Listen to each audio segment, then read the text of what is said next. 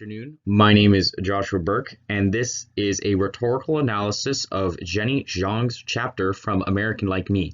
A little information about Zhang was that she was born in Shanghai, 1983, moved at 5 years old to New York City following the Cultural Revolution in mainland China with her family, and she attended Stanford University and today writes on the Chinese American immigrant identity. Her thesis is provided at the end of the text, and here it's provided in the center circle here. It essentially entails of three main factors. The first, being an immigrant, especially as a child, proved relatively difficult, and assimilation into a new country proved challenging, and lastly, her experience made her into the person that she is today. How exactly will she defend this claim is that she'll use vivid figurative language. She's going to discuss Sizzlers using anecdotes, and Sizzlers is a American fast food all-you-can-eat restaurant chain, and it's going to be painting a motif of white racism. In other words, she's going to attempt to identify a theme that to be American is essentially to be white. First off, in terms of figurative language, she's going to use imagery, and imagery allows the reader to see, taste, touch, whatever the author is attempting to present here. In this context, she's allowing the reader to essentially compare his or her culture with her culture. For example, we eat everything with chopsticks, fried egg, pork chops, tiny little green peas. I thought of my culture, for example, boiled lobster, and also the mashed potatoes. The author is also going to use satire as well, and this is setting out to improve bad behavior through some humor here. For example, now I can eat more is what the grandfather proudly declared after he threw up. Is probably not the best thing to do, but it allows the reader to consider that using humor. Lastly, the author is going to use simile, and this is a figure of speech that involves the comparison of one thing, typically using like and as, and it creates an implicit comparison.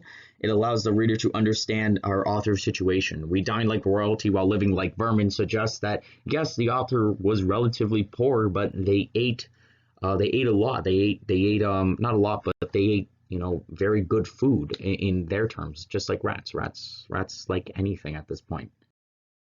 The story of Sizzlers is also, it's not just a restaurant. It's not just representing the cheap American dream, the essence of America, which even the poor could be greedy. It also represents equity. Equity in the sense that everybody pays $7.99 despite their background, and that assimilation was tough, Sizzlers wasn't, and that's why the family loved it. Also, was it reasonable or preposterous in terms of their health?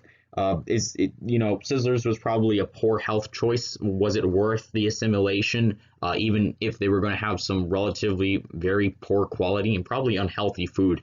And also, it complicates Zhang here because it's very conflicting memories in terms of whether or not she likes Sizzlers overall or whether or not she doesn't. And that again adds to the conflicting identity between a Chinese American, whether you're Chinese or American. And lastly, the motif or theme that the author is trying to create here is essentially that to be an American is to be white. And this is going to be done through three subpoints here, through the immigrant himself, income, and repulsion. Immigrants in the sense that the American dream of assimilation tasted terrible. For example, that the Chinese restaurants were not really Chinese. They were Chinese, but they were made to cater the American, and in the sense of what white people typically would like, which is MSG, flour, deep fried. The income too. White counterparts racked in. Well, white counterparts is kind of hinting at what an American would be. And also, even stranger were the things white people were willing to shell out their money for. And this is, again, in addition to repulsion here. They developed a gag reflex against American food. But American food in this context is what a white person would eat. So that's why the theme here is to be American is to be white. And at the end of the day, she's going to be using these 3 points here and to defend her main claim.